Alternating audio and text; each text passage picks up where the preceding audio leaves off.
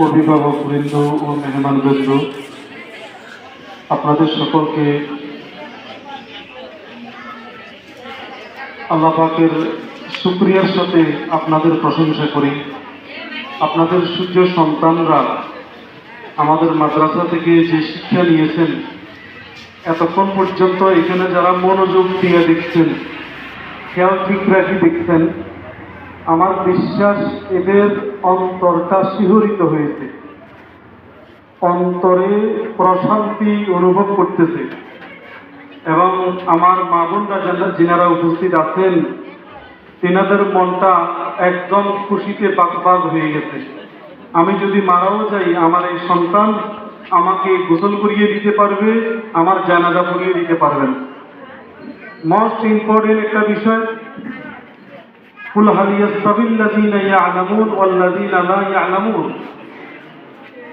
আল্লাহ পাক বলতেছেন, হে আমার বন্ধু মুহাম্মদ সাল্লাল্লাহু আলাইহি ওয়াসাল্লাম, আপনি লোকসমূহকে বলে দেন যারা কোরআন হাদিস সম্পর্কে অবগত আছেন আর যারা কোরআন হাদিস সম্পর্কে অবগত নেই, এরা কোনোদিন সমান হতে পারে না। সঙ্গত কারণে মাদ্রাসায় আপনাদের সন্তানদেরকে যে শিক্ষা দীক্ষা দেওয়া হয়েছে, আমি একদম ছোটকালে 8 বছর বয়সে ফেনী মহিফাল হুসাইনিয়া মাদ্রাসায় এই নুরানিতে পড়ছিলাম। তখনকার সময় এরকম মাইক হাতে দিয়ে আমাদেরকে কথা বলতে দিতেন। তখন থেকেই আমাদের কথা বলার সাহসিকতা মাইকের সামনে আলহামদুলিল্লাহ এসে যায়। আপনাদের দোয়া, আল্লাহ তাআলার রহমতে আমরা এখন পারি, কিন্তু সবাই সেটা পারে না। এই জন্য মুরব্বীদের দোয়া, ওস্তাদদের ভালোবাসা এখানে ছিল। আমরাও যে সমস্ত ছাত্রছাত্রীগুলা প্রদর্শন হিসেবে কয়েকজনকে দেখানো সম্ভব হয়েছে, ওয়াজের দিনে সম্ভব হয় না, এখানে মাহফিলের তারিখ। আজকেও যদি আপনাদেরকে মন মতো দেখাইতে না পারতাম তো মনে খুব কষ্ট লাগতো। যাক, সময় একটু বেশি গেলেও আমাদের ভালো লাগছে। আপনাদেরকে ধন্যবাদ জানাই, আপনাদের অভিভাবকদেরকে বিশেষ করে ধন্যবাদ জানাই।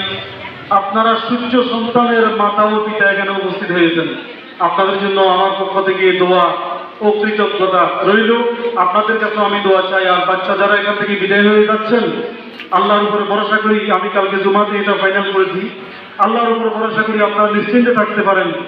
এই বাচ্চা যদি প্রধানমন্ত্রী থেকে, চৌকিদার থেকে প্রধানমন্ত্রী পর্যন্ত রাষ্ট্রের কোনো জটিল কোনো জিম্মাদারিতেও আসে, এরা 2 নম্বরে করে পয়সা কামাবে না।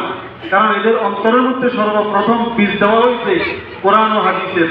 বিশ্বাস রাখতে পারেন, আপনি এই কথার উপর আস্থাশীল হতে পারেন, আপনার বাচ্চা ইনশাআল্লাহ কিয়ামতের ময়দানে আপনার জান্নাতের জন্য ওসিলা হবে। বাস কথা এতটুকু। আল্লাহ তাআলা আমাদের সকলকে আমল করার তৌফিক দান করেন। আসসালামু আলাইকুম ওয়া রাহমাতুল্লাহ।